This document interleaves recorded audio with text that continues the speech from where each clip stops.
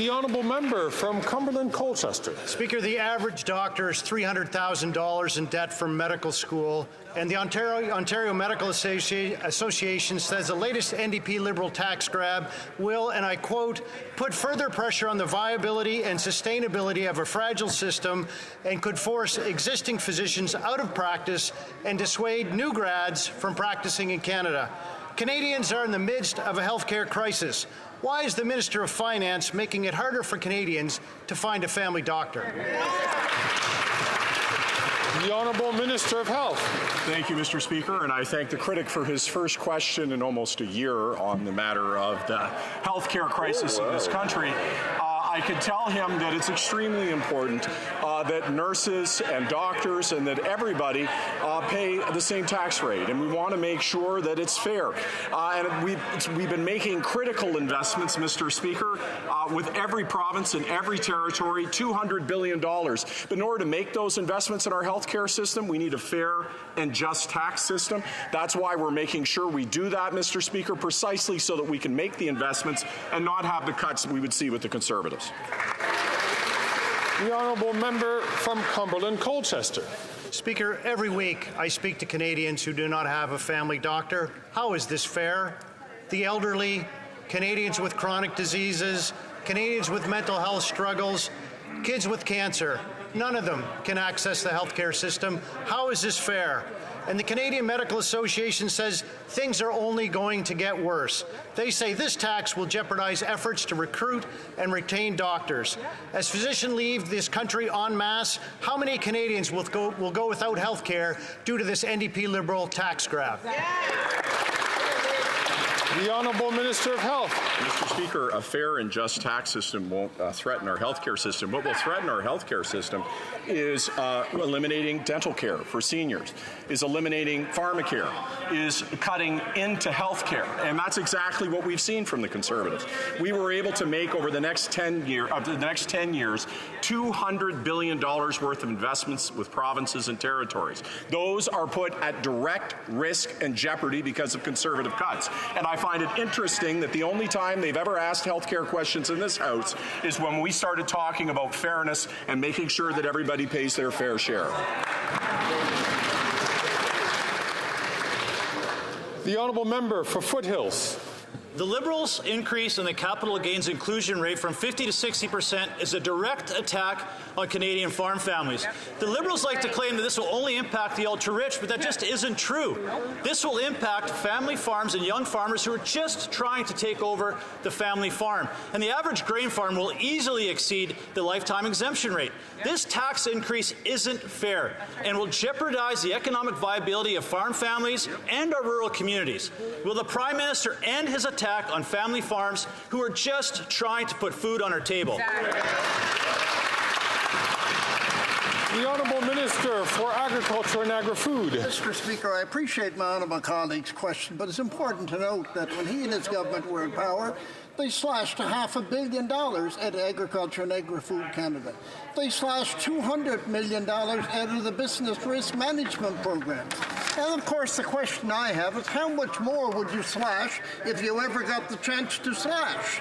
But I can assure you, Mr. Speaker, that we have reinstated the funding to Agriculture and Agri-Food Canada, and we have reinstated the funding to the Business Risk Management Program.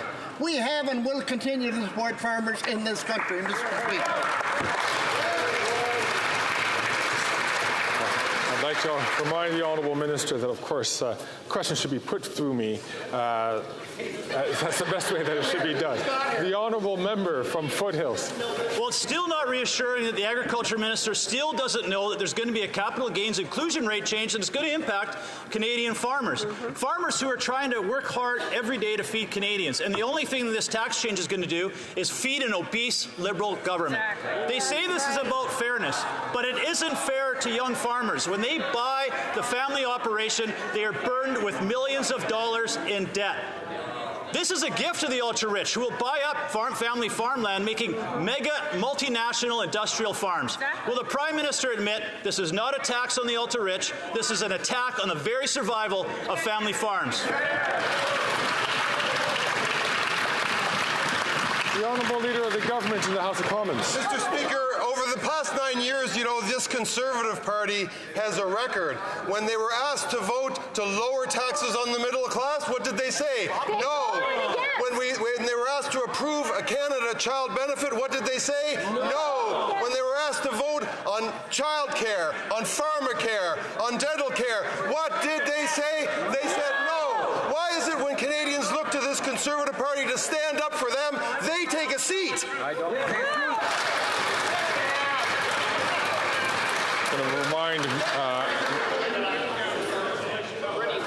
like to remind all members on the government side, as well as all members generally, that chanting is not permitted in the House.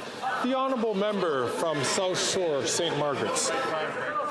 Lobstermen in Nova Scotia fish for our food, risking their lives in the winter. Waves crashing over them, fishing in blizzards and high seas. They risk their lives for 40 years so they can save a little to retire on the sale of their boat and their license. The NDP-Liberal latest tax grab on fishermen is to increase massively the tax on the sale of their license, boat, and gear, even after the fishing exemption. So why do the NDP-Liberals think that robbing fishermen of a dignified and honest retirement is fair? Yes. The Honourable Deputy Prime Minister and Minister of Finance. Mr. Speaker, today is an important day for Canadians because today, after taking 8 weeks of truly undignified dithering and deflecting, the Conservatives have finally shown their true colors. And now we know what they really stand for.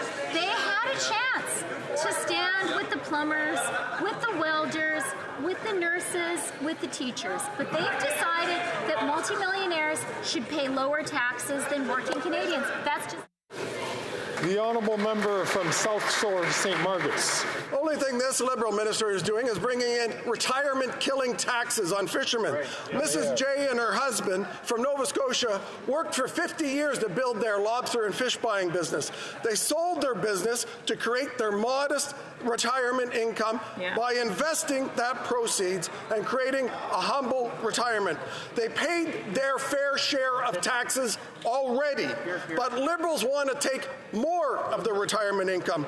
Why does this Prime Minister think that robbing an 85-year-old widow of her hard-earned, dignified retirement income is fair?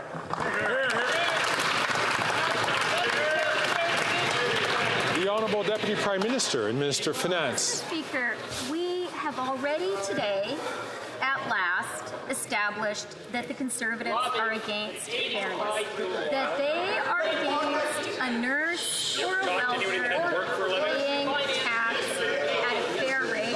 They want a nurse or welder to pay more tax than a multimillionaire. What else the Conservatives are saying? They're saying they're going to cut. They're going to cut the dental care that is providing care for people in Atlantic Canada. They're going to cut the early learning and child care. They're going to cut pharmacare.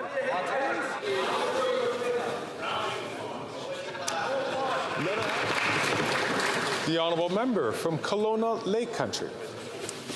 During a housing crisis, the Liberal finance minister is making things worse. The new capital gains tax will kill investments in Canada and drive up the cost for those who provide housing.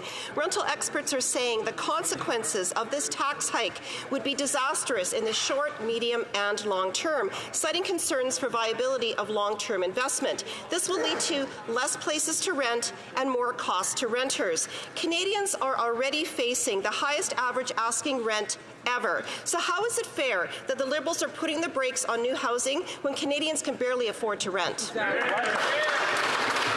Honourable Deputy Prime Minister and Minister of Finance.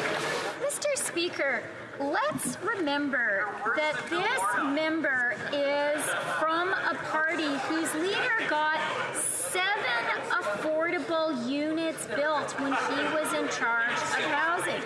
Let's remember that their housing plan would actually put more tax on home builders. And let's remember that this is the party that believes in cuts. They're going to cut dental care. They're going to cut pharmacy. Obamacare, they're going to cut early learning and child. The honourable member from Kelowna Lake Country. That member has lost all credibility with Canadians, and a job-killing tax on healthcare, homes, farms, and small businesses is the last thing that Canadians need right now in a cost-of-living crisis. This new tax won't build any homes. It will only discourage investment of purpose-built rentals. Richard Lyle, residential construction expert, said there's not a chance the Liberals will meet their own housing targets. Housing starts are down, and this tax hike will only make it worse. This Prime Minister is not worth the cost. How is it fair that the Liberals are raising taxes when home building starts are down? It's not fair. The Honourable Parliamentary Secretary to the Minister of Housing, Infrastructure and Communities. With all due respect to the member, Mr. Speaker, she talks about credibility. She was in the House of Commons committee meeting responsible for housing when an expert from the rental sector told her that her party's position on not waiving GST for the building of purpose-built rentals was deeply irresponsible. That's a direct quote, Mr. Speaker. On top of that, she voted against her community of Kelowna getting almost $32 million to incent zoning changes that will lead to the building of 20,000 homes over the next 10 years. That's the Conservative Party, Mr. Speaker. They identify problems, but they never offer solutions.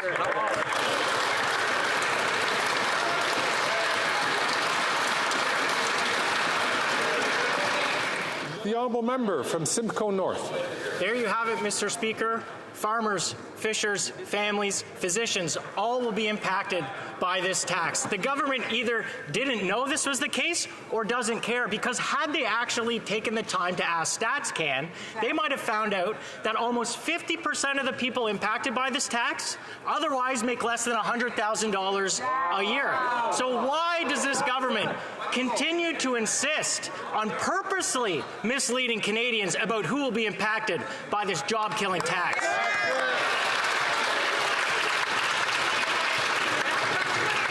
The Honourable Deputy Prime Minister and Minister of Finance. Mr. Speaker, the only party trying to mislead Canadians is the Conservatives, because they have been trying to pose as the party of the little guy. But today, they've had to make a choice. It was a hard choice for them. It took them 8 weeks of struggle. But at the end of the day, the Conservatives made the choice they always make. They're voting against fairness. They're voting in favor of austerity. They're voting in favor of their rich lobbyist friends. That's what they